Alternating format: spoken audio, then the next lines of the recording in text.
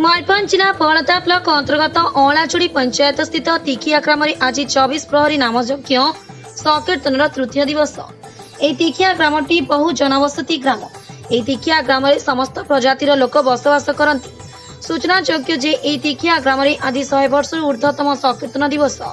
यह संकीर्तन आसन को बहु दूर दूरांत संकीर्तन दल छुटी आसते एवं समस्त संकीर्तन दल नारी और पुरुष मैंने मिलित भाव आसी संकीर्तन परिवेषण करते। उक्त आसर रे भक्त मानक मध्य भारी भिड़ देखा मिली।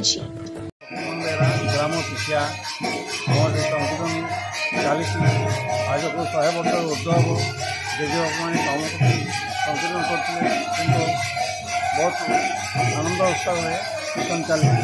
दड़गुड़ा बेंगल कोलकाता रांची झारखंड रांची सेपटू आसिक आमको उत्साह करते सरकार तरफ जो आमको खुशी मिल आम बहुत खुशी हो। बर्तमान सुधा भल भाव चलती आसंता सोमवार दिन आम ये संघ हम दीर्घ माने बहुत वर्ष धरिक राधा गोविंद जो संकीर्तन कर आम जानू किंतु आमर अजा आमर अजा समस्त संकीर्तन कर संकीर्तन वर्ष के बंद है घरे बहुत आम निजर प्रचेषा बड़े आम अष्टम रात्रि नवम रात्रि करूँ। नवम रात्रि कर सारापर ए वर्ष आम योजना थिला माने भल गोटे आयोजन करूँ किंतु दुखर विषय आम जो संगठन जो अच्छी संगठन एवं मजबूत अच्छी किंतु आम माने फल रात्रि करवार योजना था किंतु हो पारा नहीं भगवान आशीर्वाद से राधा गोविंद आशीर्वाद तेणुक आम आशा करूँ आसंता वर्ष समस्त